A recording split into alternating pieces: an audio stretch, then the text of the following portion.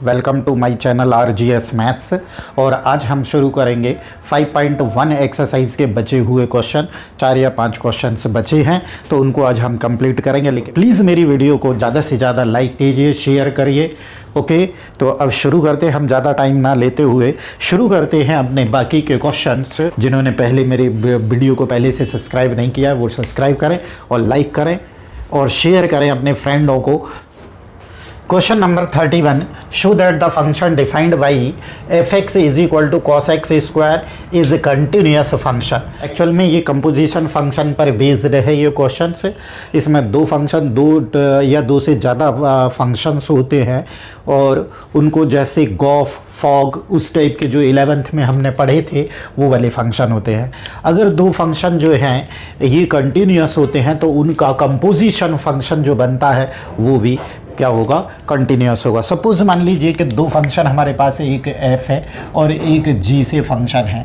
f और g दोनों अगर कंटिन्यूस फंक्शन होंगे तो इनका जो कंपोजिशन बनेगा, चाहे f o फॉग बना लीजिए या गॉफ बना लीजिए, तो ये जो है कंटिन्यूस होगा फंक्शन। तो अब चलिए देखते हैं इसको ये कैसे करेंगे।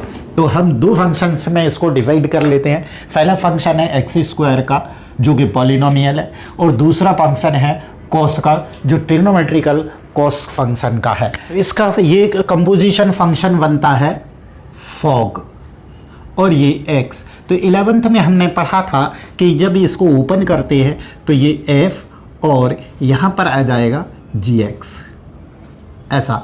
तो अब f और gx की वैल्यू क्या है, एक्स स्क्वायर। तो हम यहाँ पर फंक्शन को fx स्क्वायर कर देंगे। अब यहाँ पर देखिए fx कैसे डिफाइन है, कॉस फंक्शन में डिफाइन है और यहाँ x है तो एक्स स्क्वायर x आएगा, यहाँ y है तो यहाँ कॉस y आएगा, यहाँ पर थीटा है तो कॉस थीटा आएगा। तो अब यहाँ पर x की जगह पे हमारे पास है एक्स स्क्वायर तो कॉस, तो ये आ जाएगा कॉस एक्स स्क्वायर। क्योंकि यहाँ पर एक्स स्क्वायर है तो अगर यहाँ एक्स स्क्वायर होगा तो यहाँ भी एक्स, कॉस एक्स स्क्वायर, तो कॉस एक्स। ये हमारा जो है कंपोजिशन फंक्शन हो गया। अब इन दोनों में since g x is equal to x square, तो x square is a polynomial function और पॉलिनोमियल फंक्शन हमें पता है कि polynomial function is continuous at every point. So it is continuous for all x belongs to r real point है, मतलब हर point पर ये कंटिन्यूस होगा। और दूसरा फंक्शन है हमारा gx। तो since f(x) is equal to cos x है, तो cos x क्या है, कोसाइन फंक्शन है, इज ए कोसाइन।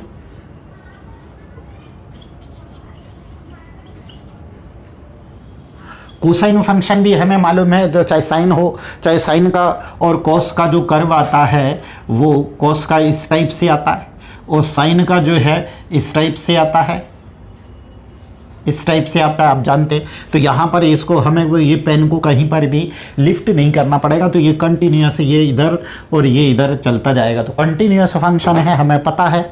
तो कोसाइन फंक्शन है, सो ये भी, so it is continuous in it domain भी लिख सकते हैं या for all x belongs to r, मतलब एवरी पॉइंट पर होगा, ये कंटिन्यूस होगा। तो f और g दोनों जो है कंटिन्यूस हैं तो इनका जो कंपोजिशन फंक्शन होगा वो भी कंटिन्यूस होगा। Since fx and gx both functions are continuous for all x belongs to r, so composition of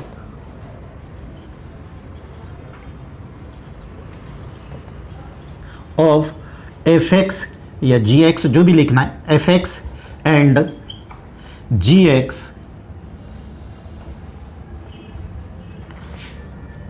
is continuous।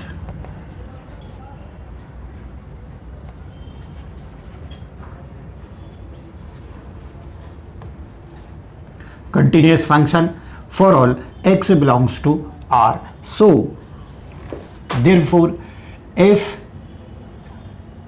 x is equal to cos x x square is continuous for all x belongs to R. Question number 32.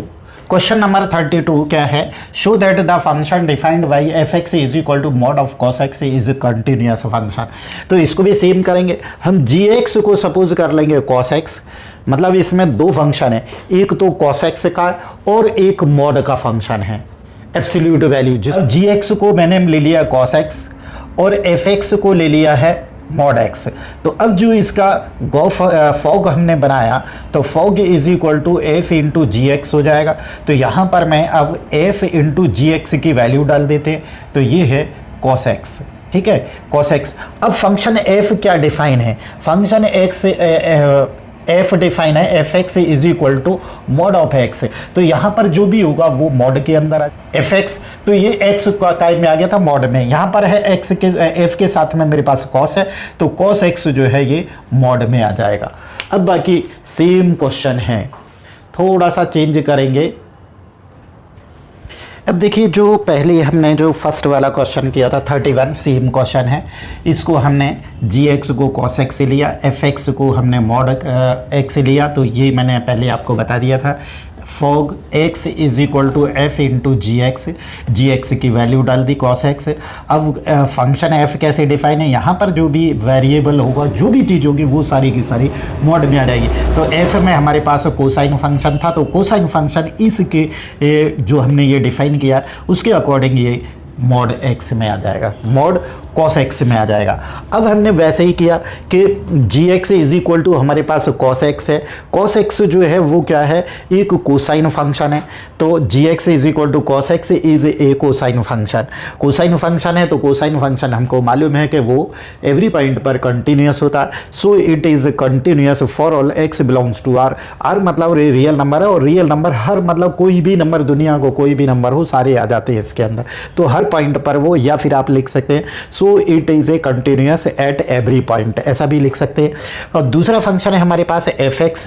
F x is equal to mod x है. Mod x suppose किया है. ये क्या है? Is a absolute function. Absolute function होता है और so it is a continuous for all x belongs to R हो जाएगा. जब एफ एक्स और जी एक्स दोनों कंटिन्यूस फंक्शन है, कंटिन्यूस फंक्शन है एक्स बिलोंग्स टू आर के लिए, तो इनका जो कंपोजिट होगा एक्स एफ एक्स और जी एक्स का जो कंपोजिट होगा वो भी क्या होगा? कंटिन्यूस होगा. So composition of f x and g x is also continuous function for all x belongs to R. तो इनका जो कंपोजिशन बना था वो किससे बना था? F x is equal to mod of cos x is continuous function for all. देखिए जो हमने ऐसा ये ग्राफ बनाते हैं एक्स का, मॉड का, एब्सोल्यूट वैल्यू का, तो ये कुछ ऐसा ग्राफ बनता है हमारा. तो यहाँ भी, यहाँ से ऐसे लेके चलते हैं तो यहाँ भी कहीं पर भी ये डिसकंटिन्यू नहीं होता है. ओके, तो उम्मीद करता हूँ कि ये आपको समझ में आ गया होगा. तो नेक्स्ट क्वेश्चन करते हैं 33 क्वेश्चन नंबर है 33. Examine that sine mod x is continuous function. Continuous function इसका ये है, तो इसको हम suppose H x is equal to sine mod of X ले लेते. तो अब इसमें हमने क्या किया कि जी एक्स को हमने मॉड एक्स फंक्शन ले लिया और साइन एक्स को हमने F x is equal to sine X से डिफाइन है. तो हम फॉग निकाल रहे हैं, तो फॉग इज इक्वल टू होता है एफ इंटू जी एक्स. तो यहाँ पर अब जी एक्स की वैल्यू रख दो, ये एफ और जी एक्स की वैल्यू है मॉड एक्स. अब देखिए एफ एक्स जो है हमारे पास यहाँ पर क्या है? साइन एक्स है ना. अब यहाँ पर अगर मेरे पास y होगा तो मैं यहाँ पर लिखूँगा साइन y, और अगर यहाँ पर एफ थीटा होगा तो मैं यहाँ पर लिखूँगा साइन थीटा, और अगर मेरे पास मॉड एक्स ऐसा होगा तो मैं यहाँ लिखूँगा साइन मॉड एक्स. ठीक है, तो मेरे पास ये क्या है? एफ मॉड एक्स है, तो एफ मॉड एक्स से क्या हो जाएगा? साइन मॉड एक्स हो जाएगा. सो यहाँ पर क्या हो जाएगा? साइन मॉड एक्स हो गया। ओके, अब g x is equal to mod x is a absolute function, absolute function है, so it is a continuous for, जब एब्सोल्यूट फंक्शन होता है, एब्सोल्यूट वैल्यू फंक्शन होता है, या मॉड फंक्शन भी लिख सकते हैं, या एब्सोल्यूट वैल्यू जो मॉड के अंदर होता है उसको एब्सोल्यूट वैल्यू बोलते हैं, मतलब वो नेगेटिव नहीं होती है। तो is a absolute function, so it is a continuous function, क्योंकि हमको मालूम है एब्सोल्यूट फंक्शन जो होता है वो कंटिन्यूअस, मैंने अभी थोड़ी देर पहले ये मॉड का वो होता है ग्राफ होता है, तो यहाँ पर मुझे ये जो कर्व है कहीं पर भी ब्रेक नहीं हो रहा है, तो डिसकंटिन्यू है ही नहीं, तो पूरे डोमेन में ये जो मॉड एक्स है अपने पूरे डोमेन में कंटिन्यूअस होता है, so it is continuous for all x belongs to R. अब दूसरा फंक्शन हमारे पास कौन सा है, यहाँ से मैं चेंज कर देता हूँ थोड़ा सा। दूसरा फंक्शन क्या है अपने पास, दूसरा फंक्शन है F x, f x is equal to sine x है, तो साइन एक्स इज ए उस साइन फंक्शन है, और साइन फंक्शन भी हमें पता है कि ये भी हर पॉइंट पर अपने पूरे डोमेन में कंटिन्यूअस होता है, so it is a continuous function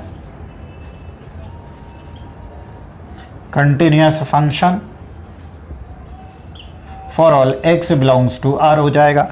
अब एफ एक्स और जी एक्स दोनों कंटिन्यूअस फंक्शन हैं, since f x and g x both are continuous function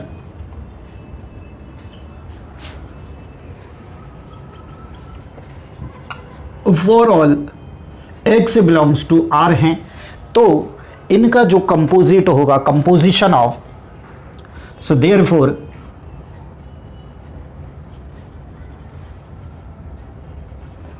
composition of f x and g x